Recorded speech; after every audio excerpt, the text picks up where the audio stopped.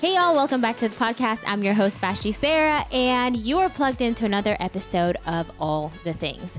So today's episode I'm really excited about because I have the pleasure and honor of chatting with the Josh Horton and his wife, Cassie, the woman behind the scenes that keeps things going. So if you don't know who these individuals are, you're probably living under a rock because they are the founders of Juggling Josh, and he's all over YouTube, Instagram, TikTok, everything, every kind of creative platform. He's there and he's well known, and he's built this up for a number of years. So in today's episode, we'll be talking about entrepreneurship, behind the camera, the good, the bad, the ugly, everything in between, how they got to where they were in an ethical manner and building that foundation of ethics. They didn't blow up because of drama or any type of controversy, but they literally use their talents to get where they are. And they're believers, they're Christians, just doing their thing and allowing their creative gifts to speak. So super excited. I hope y'all enjoyed today's episode. So sit back, relax, and let's get right into it. I grew up in a third world country where, things aren't readily accessible. But for you guys, my listeners who grew up in the United States, you probably know the name Juggling Josh. You're familiar with it. And it's honestly a pleasure to have them on this episode, on this podcast, just sharing about entrepreneurship, YouTube, and behind the camera. And even to have his wife speaking and sharing from her perspective, because being someone who runs a business with her husband, I'm always behind the scenes. People tend to forget about me. And my husband always says the show wouldn't run without his wife. So I know that's the same for them too. But I just want to give them the floor to talk about all things YouTube, entrepreneurship, their journey.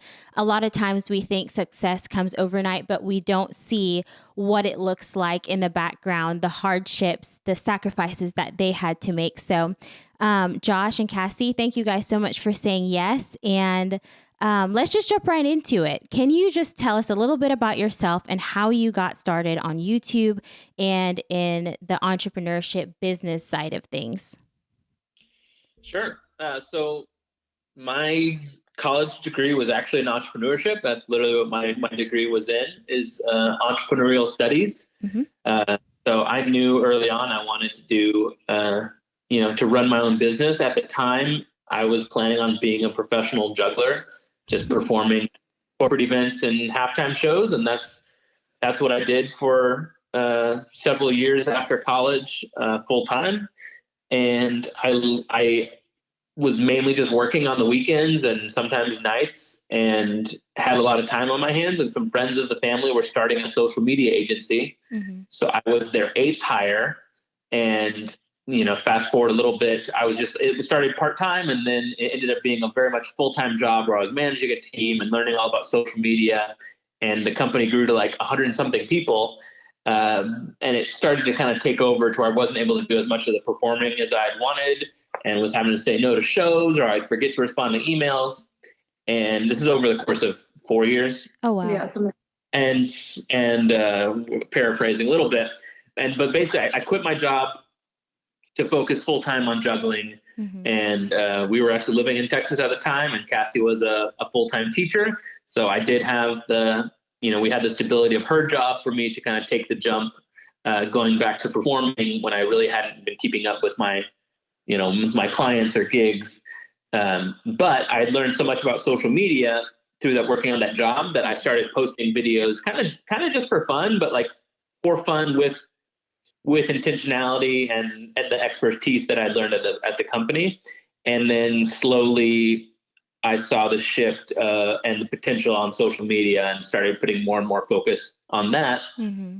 And very much intentionally kind of started to phase out performing to focus all of my energy and time on growing my social media. There's been a lot of changes since then, but that was kind of up until 2016 or so, kind of when we were move back to, I guess we moved back to California in 2019. But 2016 was kind of, that was when I quit my job, right? 2015 I quit my job. So 2016 was kind of the heyday of that. And then over those next couple of years, started to really go full time in social media. Oh, wow. And how many years have you been doing this? So yeah, YouTube's been 8 years, eight-ish years of like really focused on it. Mm-hmm. Yeah. Okay. And Cassie, you were with him through the entire process, correct? I was, yeah. Okay. We got married in 2014 and then moved to Texas for my job because I was going to be a teacher in Texas in a low-income school with a program called Teach for America. And I was just about to start my job. And that's when he decided that he wanted to quit his full-time job to do performing full-time. Mm-hmm. So there was maybe a month overlap where I was just like in training for my job and he took the leap to do performing and social media full-time. So yeah, I remember that being a discussion where we were just like, okay, we thought we were going to go into 2 full-time incomes, mm-hmm.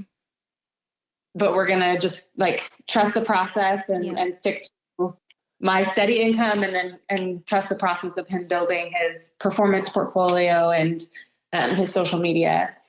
So that was all sort of happening all at the same time.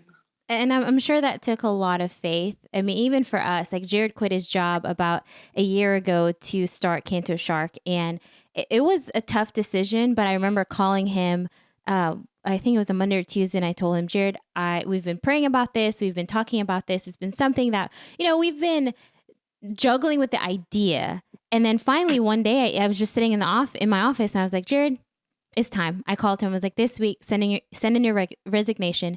It's time. Go for it. I'm with you 100%.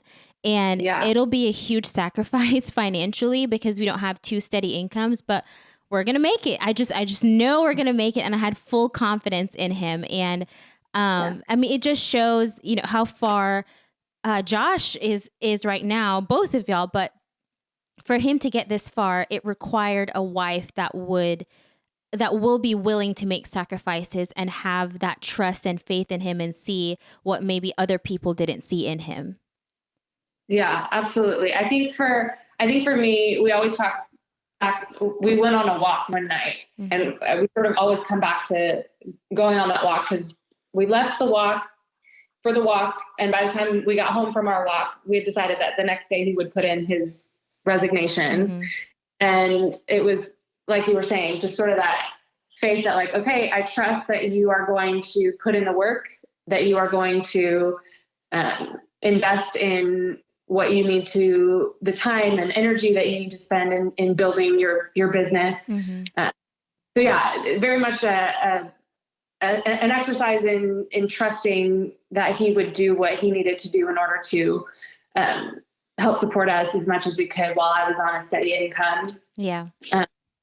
Trusting that he wasn't going to just be like, this is all free time and this is all for trusting that he was actually going to do some of the harder work. And, there are people that I wouldn't necessarily encourage to do that if they don't have the discipline. But if you have the confidence that your partner is going to put in the work and do what's necessary, I think that has a lot to say about their character. Yeah, absolutely. So let's shift a little bit and talk about the YouTube channel.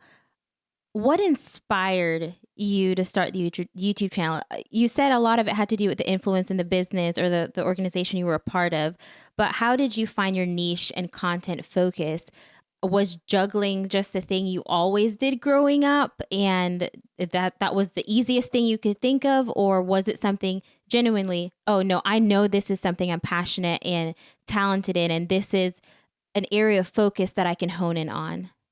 Yeah. So when I created the YouTube channel and started posting on it this was in high school, so 2006, I was making juggling videos. I was making juggling videos for jugglers, and that's kind of all I cared about. Huh, and then when we got to this time where I started taking it seriously, I was not posting juggling videos anymore. I knew that juggling wasn't going to be what would be widely accepted. Like when I started posting with the intentionality of becoming a YouTuber, I knew it couldn't be it couldn't be a juggling channel. Mm-hmm. And kind of around this time that we're talking about, when I started actually taking it seriously, is when I started a series called World Record Wednesdays, mm-hmm. where I broke a world record every Wednesday. Mm-hmm. And there was some juggling every once in a while, but for the most part, it was my way to prove that I was more than a juggler. It was my way to feature other talented friends of mine. It was very much it was a very strategic thing to prove that I'm not just a juggler, because I think that I knew I wasn't going to get anywhere just being a juggler. Yeah. Were there ever moments for both of y'all where people criticized and maybe even mocked, haha, like, you really think you're going to make a living from that? I wouldn't say mocked, but like I had a lot of, I had a few like mentors in the performing world that helped me as a professional performer. And they were just like, seems like you're putting a lot of like energy into this. Like, why? Yeah. And I just kind of told them, like, there is a ceiling to how much a juggler can make performing events. If you get to be the upper echelon of corporate events, like, you can make good money, but like there is a cap, right, that you can make. But then if you become a successful YouTuber, there's no cap. You can be making as much as major celebrities if you're doing enough. The sky's the limit. Yeah, and so those were kind of, and like I would say the juggling community was kind of the only people I would see some of that from. But I would say most of our friends and family were pretty supportive of it. I would say some of them didn't understand it, but no one was like super against it. No, yeah, I would say it was more just a question of like, well, how do you make money on that, more than a criticism of like, well, why would you do that, or that's irresponsible. It was more just like not understanding how the YouTube world worked. And so we got a lot of questions around like, well, how is that like a financially viable option even? Because that was kind of early on in the days of people starting to make real livings from being full-time YouTubers. So there's just a lack of clarity, I think, from some people around, well, how are you planning to make money from that? That was really what we came up against, I think. And I'm sure what helps too is surrounding yourself with people who believe in you. And they might have questions and,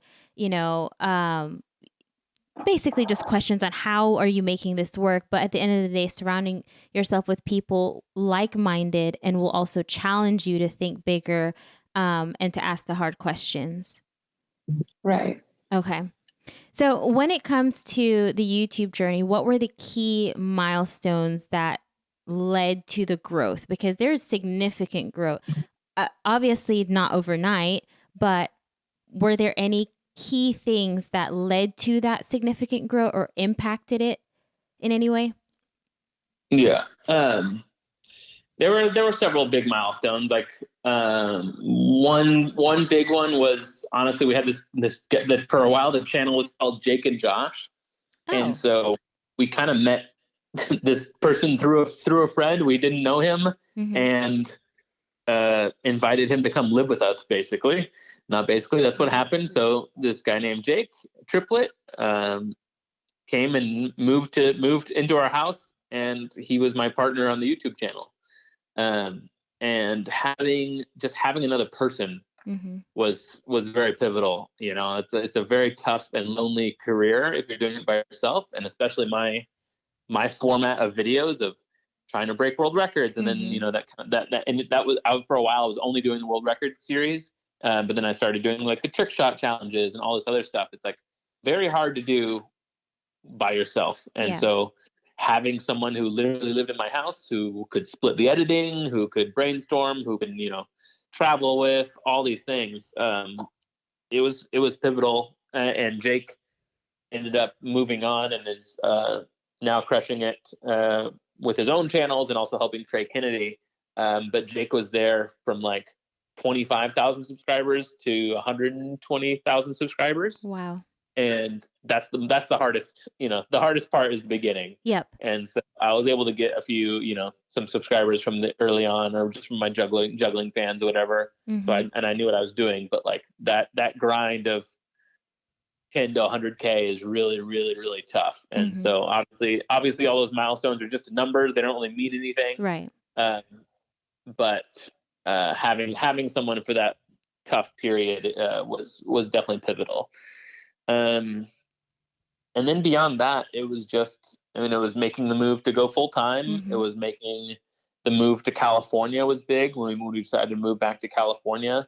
That was really big for my YouTube career. I just had so many other creators and businesses out here. Like, it just was easier to film with other people who do similar videos. So that was pretty pivotal. Mm-hmm. And like, also, I guess Jake leaving was a big milestone, which means Cassie moved in. Yep. Cassie was very much on the channel for a while as kind of my co-host for everything.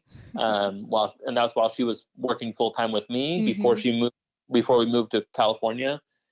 And then, recently we hit 1 million subscribers. So that was obviously a nice milestone as well. Oh, absolutely.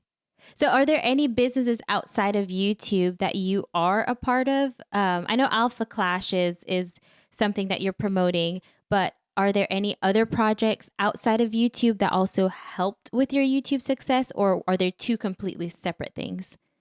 Yeah, nothing helps no other businesses have helped my YouTube. Mm-hmm. But I would say learning how to create content has Right. helped some of my businesses. Mm-hmm. So the two other businesses that I have ownership in is Alpha Clash and then Juggling Warehouse. And so I'm not as good. I'm trying to be better about creating more content for Juggling Warehouse. But Juggling Warehouse is obviously a juggling store, and then Alpha Clash is a new trading card game. Yep. And just understanding how social media works, understanding what people like, what people don't like, how to grab attention, all that stuff is Mm-hmm. been my life for the last 8 years. And so I'm good at creating videos, creating them quickly, creating them in a way that can make them effective. Yeah. And so So I think it's more of the opposite. But none of that stuff has helped my YouTube. yeah, absolutely. So when it comes to content creation, I'm sure, or I'm assuming, it didn't start easy. Probably editing lasted a lot longer compared to now. And you might have a team with you that's helping with the editing process. But how did you come up with a plan, or what was the planning process like in order to keep your viewers engaged and consistent, have a high quality content? How did you come up with those ideas? Yeah, it was tough. That's definitely the hard part. And the big thing was kind of my like claim to fame for a long time was, I set out with World Record Wednesdays, was every Wednesday. Mm-hmm. And then once Jake came around, we decided to upload every Saturday Mm-hmm. and every Monday. It's crazy thinking about now because I don't upload as much, but Yeah. I think it was 3 years.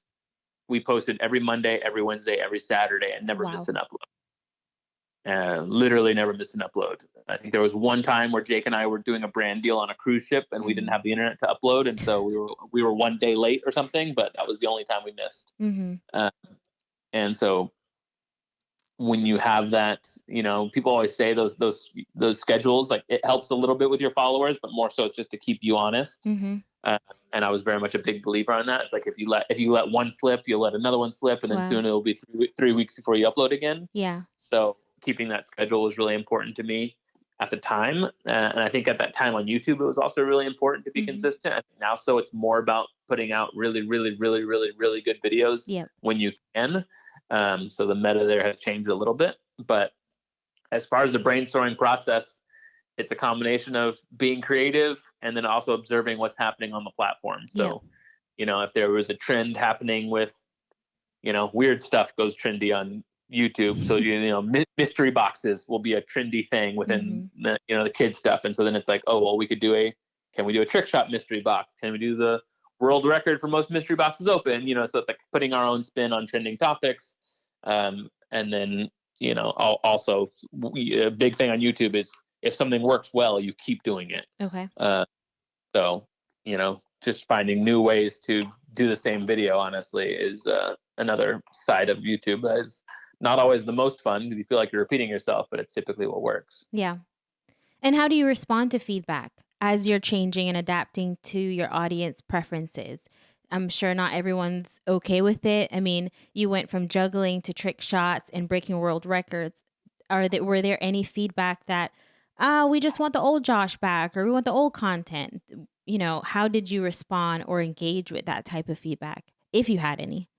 Yeah, I mean, there's always some. It's like, Jake left and everyone wanted Jake back, and then Cassie left and everyone wanted Cassie back. Mm-hmm. And if I do a video that doesn't have, X person in it who was in the previous video, people are upset about it. So it's just kind of something you need to not worry about. Obviously, you don't want to ignore it, but yeah, the things that you always got to think about. It's like, okay, this video has 30,000 views and there's 4 comments that are negative. It's like, you can't let those 4 people bother you. Mm-hmm.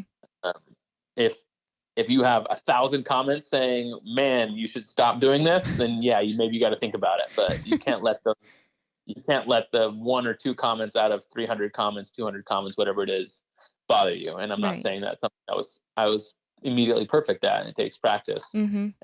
And it's still something you always have to work on. You can't say it doesn't bother you, because even now you get something that is true or whatever, it's and you're aware of it. It's always tough to hear, but you can't let it bother you too much. Yeah. So talking about challenges and overcoming obstacles, success doesn't come overnight for anyone. Well, for most people, it doesn't come overnight.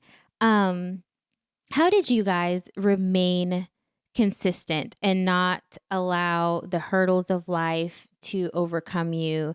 Remain consistent.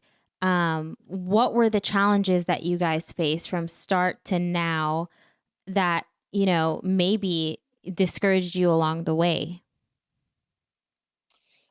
I mean, YouTube is it is a tough game. Like, there's different types of YouTubers. Obviously, there's some that, have not had a bad day in their life, but I think most YouTubers go through these huge waves of up and huge waves of down. And so each time that happens, you get a little bit stronger, a little bit thicker, a little bit more used to it. Mm-hmm. But I mean, I'll be honest with you now, like right now we're in a pretty low point on the YouTube channel. We just hit 1 million subscribers and my views are at the worst viewership I've had in a while. Wow.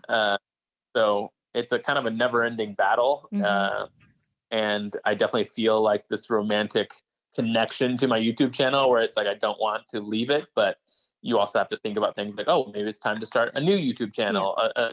I already run several, including Cassie's new channel, and that one's like also doing well. And so like, I think it's like not losing sight of,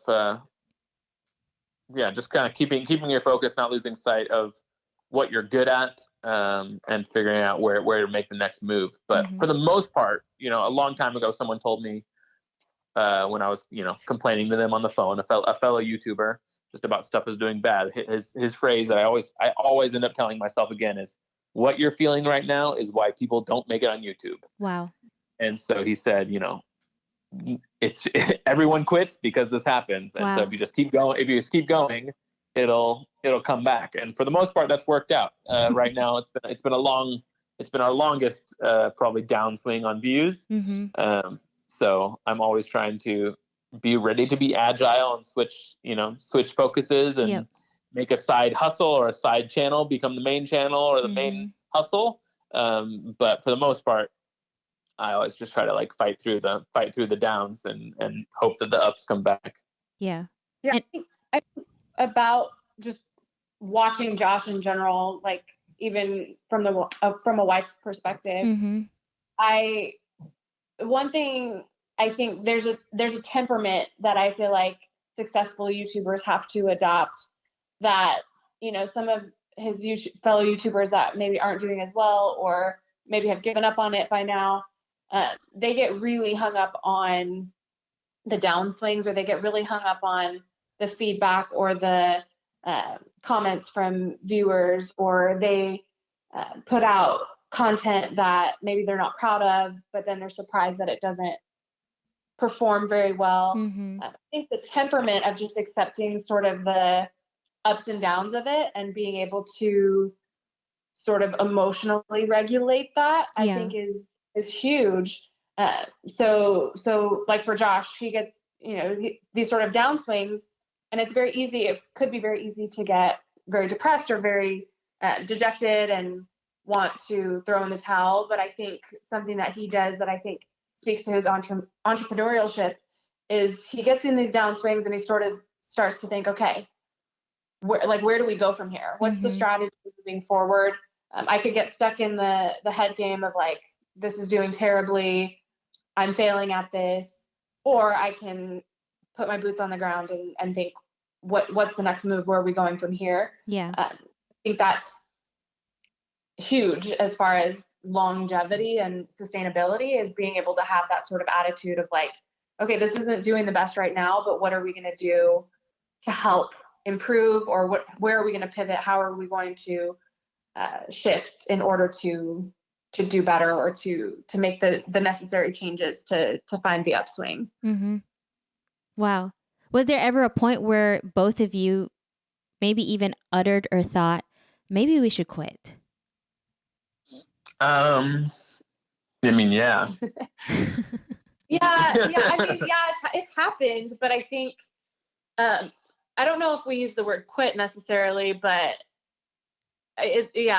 sort of what I was saying is just like, okay, how are we going to shift so that we don't necessarily step out of the industry or out of the whole world, but how are we going to, from a business perspective, like how are we going to shift our whole strategy? So if we're stepping back from maybe YouTube specifically, or even stepping back from social, somewhat, maybe not putting all of our energy into that, but maybe shifting to how do we grow production, or grow talent, or things like that. Like being able to shift somewhat in order to think, how do we do what's next without having to totally step away and be like, okay, we're giving up on social media entirely, or back to, traditional employment, not necessarily doing that, but saying, okay, how can we somewhat pivot in order to stay in this world, but maybe bring in some new energy? Yeah, absolutely. I mean, my husband and I have had to do that too with Canto Shark. The market, fluctuates. It goes up and down. And there were moments where we don't know how the bills are going to get paid. And Jared, we'd just sit down and we'd be like, okay, well, let's open back consignments. Let's shift by promoting the shark sleeves a little bit more, or let's bring in someone else to help with the grading services. So like we've had to pull back several different times and move as the market's moving, move as the trends are moving. And I mean, a lot of prayer and tears behind it. But a year later, we've come to a place where we're steady, but it took a lot of learning, pivoting, and just adapting to the changes of the culture, and not getting discouraged. I mean, there were moments where we literally just sat there and be like, what in the world are we doing? And we're just a year in. No, we're about 2 years in, but still, it's challenging. It's hard. And being his wife, I've had to many times hold back on my opinions, my tears and emotions, and be the backbone and help him through that process, and then not be a discouragement to him, because when he sees me discouraged because the income's not coming in, it doesn't help him, Right. Yeah. We've definitely been in those positions. Absolutely. And yeah, as a wife, especially, it's hard sometimes to be like, okay, we decided on this together. Maybe it's not going as well as we want it to go, but it doesn't help the cause for me to be down on him. There's a lot of factors that already make this whole atmosphere hard. It makes, the whole world that we live and work in, it's difficult. It's a lot more than I think people give it credit for. That sounds, on the offset, it sounds fun to like, oh, you just make YouTube videos all day, or you just do sports trick shots in the day, and that's your job. But there's so much more that goes into it, and there's so much more against you than I think people give it credit for. And so if I as his wife start to be part of what's against him, I don't think that helps the situation at all. Absolutely. So yeah, I totally hear what you say. It's like sometimes I have to look back and be like, okay, now's not the time. My job is to help strategize. My job is to help figure out how we pivot. My job is not to be an additional criticism or an additional cause for concern or cause for discouragement. Absolutely. Absolutely. So what would your advice be for aspiring YouTubers and entrepreneurs who are navigating these types of challenges, these types of discouragements, seeing their videos aren't getting a lot of views, or, the income's not coming in? What would you say to them or your younger self in those moments? Sure. I would say the biggest thing, is to always make people always say, well, you just gotta go for it. You just gotta, quit your job and just go all in. And I think that's a great little fairy tale advice, but I think that's very risky. Yep. I think if you have a nest egg, or you have, you're living with your parents still, or whatever it is, like, that's great, and do that. But I think otherwise it's like, you have to be really strategic before you make a big move like that. So for me, like, I tell people I quit my job cold turkey, but it's like, I knew when I quit my job that I would at least be making, X amount of dollars. Like, Exactly. I had a worst case scenario where it was like, we're not going to be destitute. We'll still be able to pay. And I knew that. And then kind of same thing with the social media, where I had a 1 year transition period where it was, I was trying to phase out perform. I was wanting to do performing social media full time. But social media was making me $0, and I was putting in so many hours, but then I couldn't quit performing. So I was having to do both very, very seriously. So I was like making YouTube videos while I was at shows, or editing while I was in the green room before a big show or whatever. So it was just like, you have to put in the hours, and you have to make it work if you're going to make it work. And so, like, again, I kind of waited until I knew I had social media money before I started to phase out performing, because I didn't want to be without some dependable income. So I think it is okay and very possible to start making money on social media as a side hustle. So that would be my biggest advice, is like, I think you'll see a lot of videos that are just saying, well, you just got to quit your job and go all in. But it's just like, that's not super sustainable. Absolutely. And then beyond that, I think it is important to set a schedule for yourself. I think the biggest thing, it wasn't my problem, thankfully, but it is the biggest thing I observe of other creators is they'll film so many videos, and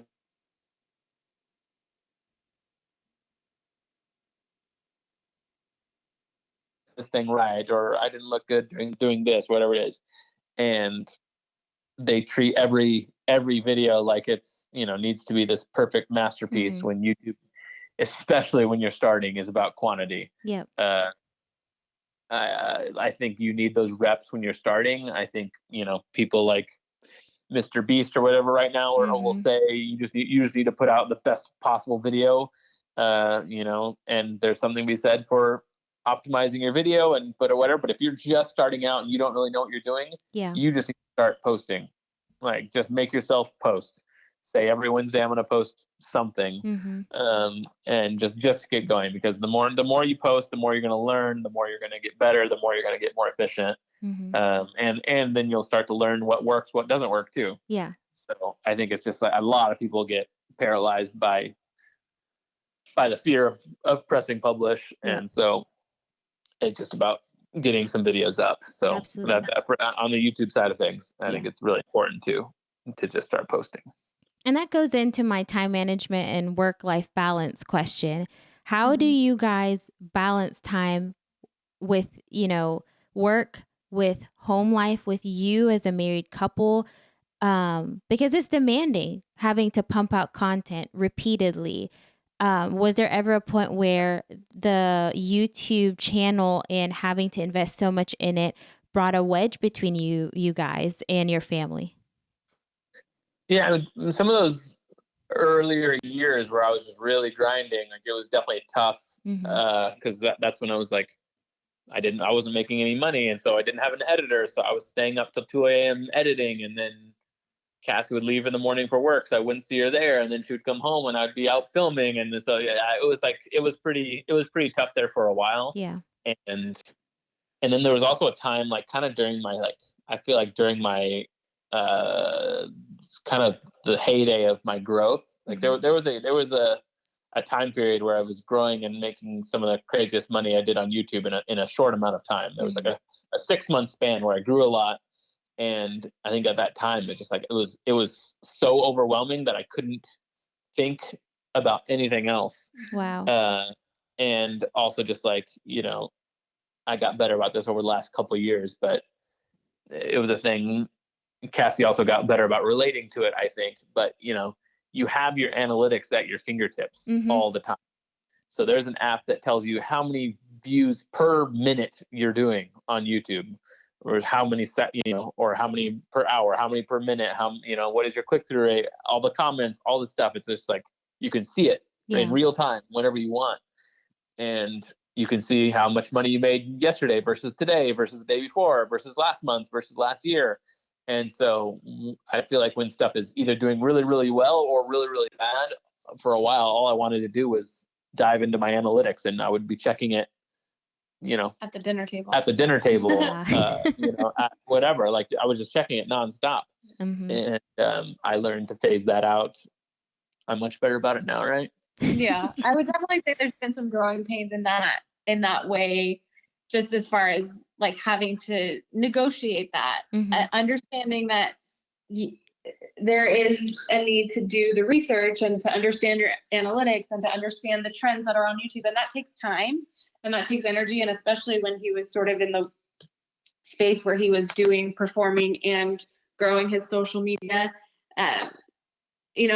it wouldn't have been fair at the time to tell him that he needed to sort of parse out the difference between his work life and his home life, because so much of it needed to be during his day hours. He was dealing with performing and he was dealing with clients that he needed to deal with during business hours. And then growing his social was sort of on his own time. Yep. But now that he's a little bit more established, we do have a much better, especially now that we have our son on the way, like it's much more important to him and to me that he has a little bit more of a set schedule where he's like working as much as humanly possible. He tries to work during the business day, and then there's, we have the weekends and we have evenings and things like that where we can focus more on just home life and family life. But it's definitely been a long time coming as far as making the sacrifices of now's not the time for my wanting to be, on home time. And there's days where maybe I'm not as busy with office stuff, but he's busy with filming stuff. And there's, it feels like, well, we own our business. We should be able to take time whenever we want to take time. And if we want to go take a long lunch, we should take a long lunch. And there's just a discipline to be said for there being time and a place. Yep. And so it's a little bit of negotiating and communicating. And that's been really important for us, is to be able to clearly communicate, like, okay, this is what I need. Yeah. I need some time alone with you, or I need you to be at home for X, Y, or Z thing, for our family. And then for him to be able to say, I need this time to be at the office, or I need this time to film, or, hey, this person that I'm filming with can only do a Saturday. Like, is it okay? Is it okay if this Saturday I'm filming? Like, that's not a regular practice, but it's about being able to talk through that and communicate that clearly to each other. And one thing that's been really nice this last year, we moved into a space, like a warehouse and office space. And so that's been really good for me. Like, it's just like when I get to go to work and I get to leave work, and then not saying I don't do anything on my, related to my business when I'm home, but it's definitely helped me a lot, like at least from the headspace. Yeah. Sometimes I'll leave my computer here, I'll sometimes post an Instagram video or whatever from home, and I still upload Saturday mornings, but for the most part, I'm not doing any like serious work from home, which is nice. And it keeps that separation. This is work life, this is home life, and home life is sacred. Right. That's awesome. So there was a lot where work life was in our home. He was working out of our house, and he was working so it always felt like, well, I can film this really quick because I'm at home, and home is also the same as work. So yep. And it's hard to keep that home sacred, because it's always around the work, right. And work will always come up. Someone will always have a question, a cool idea will always come up, but keeping that separate helps you guys to focus on you, which is priority, and then secondary, the business. Exactly. So when it comes to trends in the future of your brand and YouTube, what do you see is emerging right now in the YouTube world, and how have y'all adapted and capitalized on them? I know you mentioned earlier that, this is somewhat of a down period, but how do you pivot and get out of that down period? Is it because of a certain trend right now that's going on? Is it because of TikTok, Instagram Reels? Like, what is it that's causing that trend to shift? Yeah, so I mean, complicated question and answer right now, but I'll try to keep it somewhat top level for people that aren't as in the weeds as I am. But my short answer is, I think people talk about the Mr. Beastification of YouTube, to where now all of a sudden there's all of these YouTubers making these fast moving spectacle type videos. Yep.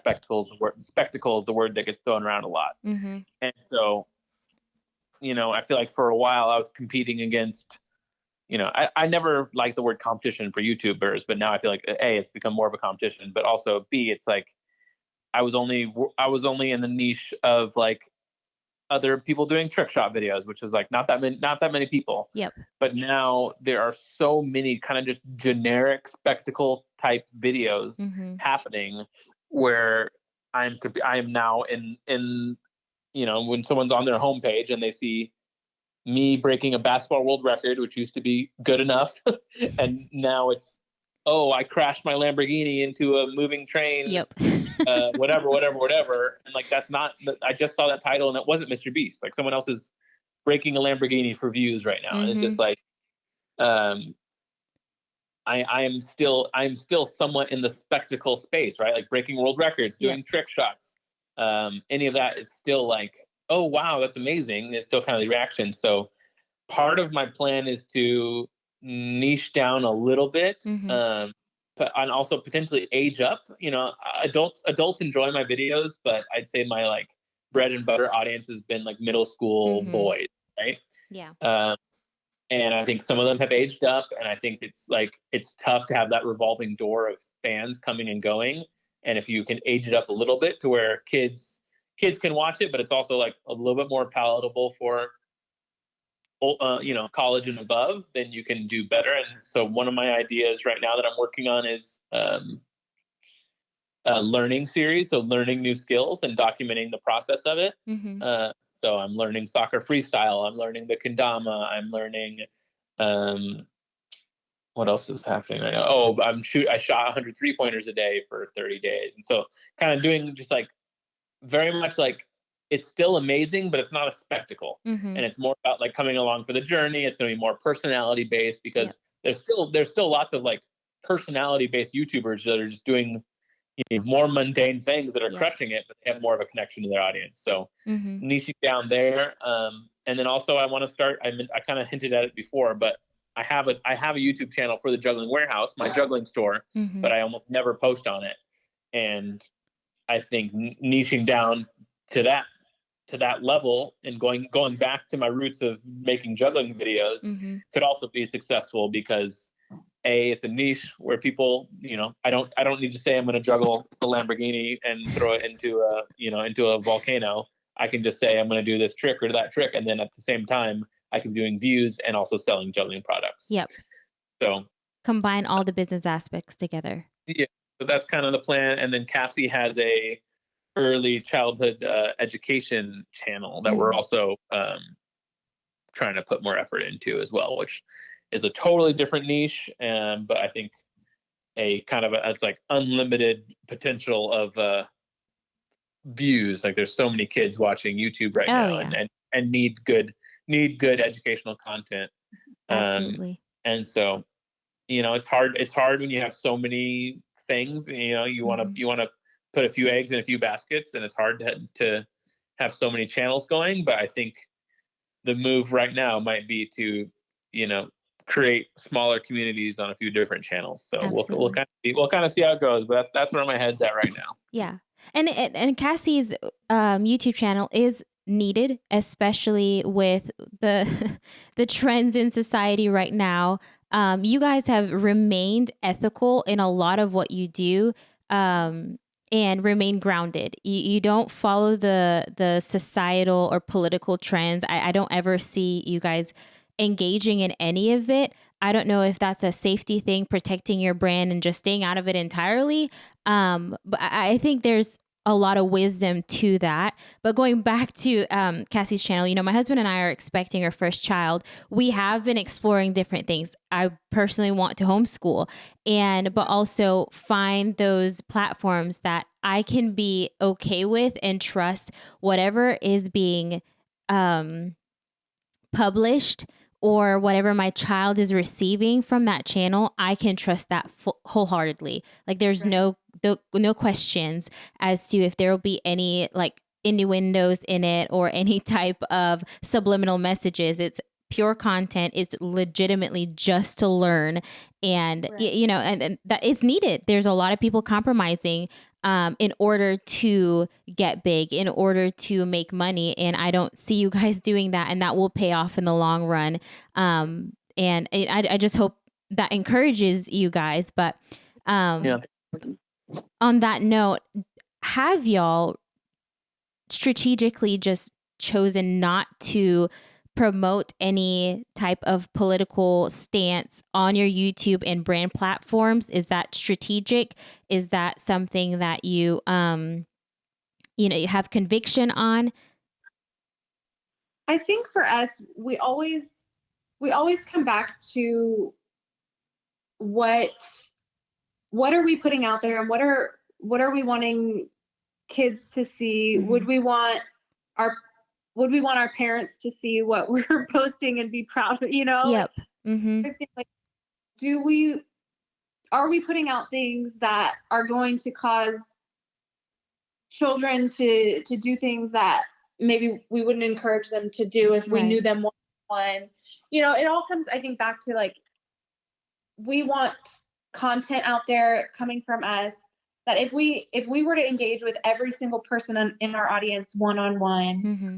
would they walk away from that interaction better or worse? Would they be able to walk away from that encounter being encouraged, being able to enjoy clean content? Mm-hmm. Are they going to be able to do better in the world because they engaged with our content? Yeah. Are they going to be able to make wiser choices because of the examples that we've set? Mm-hmm. I think that to us is what we always come back to.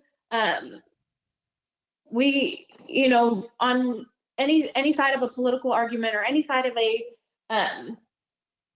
particular issue, we don't need to get into the weeds on all of those things. Yep. If we are putting out content that whoever is engaging with our content, will it help them engage better with the world in a positive way? Yep. As far as having fun, it being clean, fun, is it particularly for my channel, our kids learning fun patterns and educational content that's mm-hmm.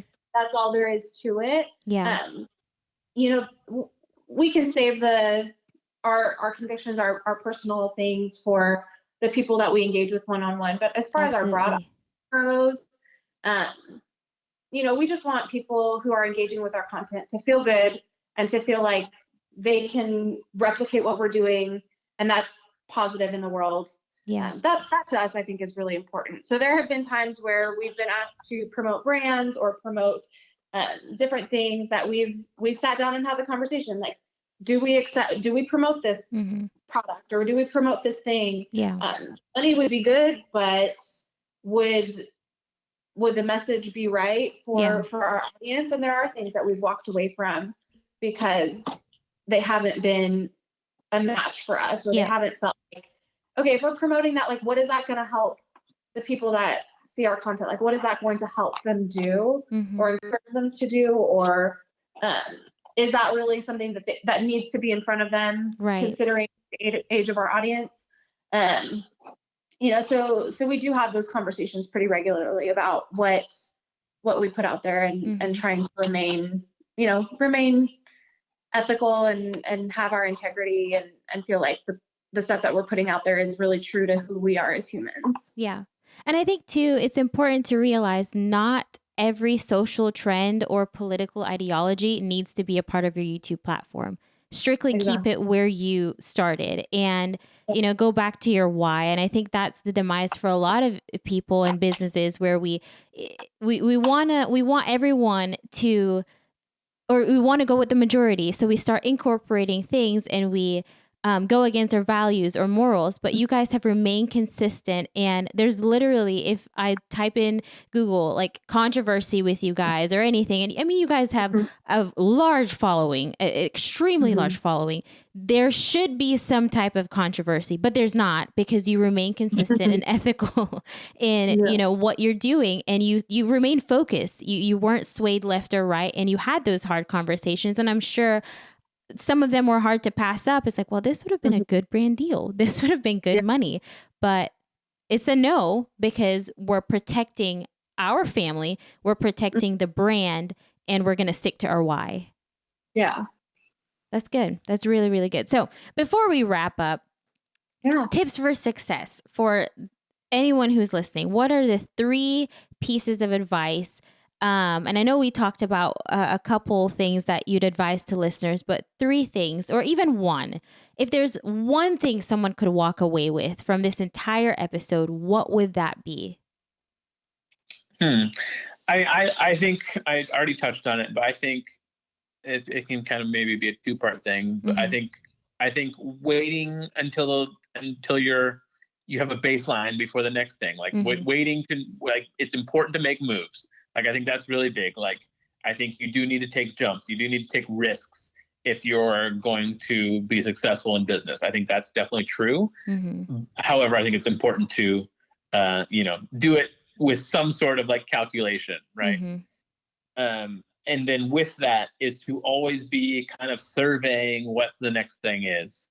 If Cassie had $1 for every time I've said, wouldn't this be a good business idea? I would have, or she would have. That solely paid the bills. She would have a lot of dollars. I'm constantly like, I just have 506 like business at the ready business ideas that I could pivot to right now. And I'm constantly like deciding what would be the most fun, weighing what would be the most fun versus make the most money versus whatever. And so I think like, if you're happy where you are, that's great. Like that's been me. Like I haven't shifted away from YouTube because I've been happy with the amount of fun to money balance, right? We've been doing. But if you're ever in a place where you're not happy, like to constantly be looking at what's possible and then get ready to strategically make the next move. Yeah. And then I think all I would add to that is just going back to that conversation about ethics, and just to be authentic, to be who you are, and to be able to put out either content, or if it's an entrepreneur endeavor, to do it authentically, to stick to your passions, to stick to your goals, to stick to who you are authentically, and to not be swayed by what is the coolest thing to be doing, or what is the coolest trend to hop on, and to constantly be swayed that way. Like, to just authentically show up and to do business authentically. I think that's really important in the world we live in now. There's so many chances to do things in a way that is a little bit, I don't want to say shady, but just like is a little bit less honest. And I think the more authentically we can do business with other people, the more authentically we can engage with other people. I think that makes business fun. It makes business good. It makes businesses want to engage with you on a more consistent basis. So that would be what I would add. Well, all that is incredibly great tips and just the entire conversation, to be honest. Like, I'm thoroughly encouraged. I've been doing the podcasting for going on 3 years in March. And there were moments where I got discouraged. There were moments where it was just, well, my listener downloads are down, but just remaining consistent and having a spouse that's backing me up and encouraging me, hey, post, hey, schedule another interview, ask, don't be afraid to ask, don't be afraid to put yourself out there. And, going from 100 listeners a month to 300 to 400, and now I have about 6,000. Like, it's really cool to see the growth and the consistency, but for those who don't see behind the screen, there are moments where it's extremely discouraging. There are people who, don't agree with what I put out there, because I try to remain as ethical as possible and not swayed left or right. And, it is challenging, but this, like, y'all's entire conversation is extremely encouraging. And I'm sure it will be encouraging for others, even if they're not in the YouTube space or media space, just being in the business world, or even if they're working at a full-time job, to keep where they're at or pivot where necessary and find your niche, find something that brings you joy, and to keep at it. And even from a marriage standpoint, before you get married, find someone that will commit with you and be there through the hard times. So I truly appreciate you guys. Both of you are super knowledgeable, very honest individuals, and it shows not just in your platforms, but also in speaking with you. The first time, talking with y'all, it's very refreshing and encouraging, and I can't wait to hear the feedback from this episode and all that's to come. But thank y'all so much. I appreciate it. And I guess whenever we're out in California, my husband and I will try to hit y'all up and probably get together. I would love that. We would love that.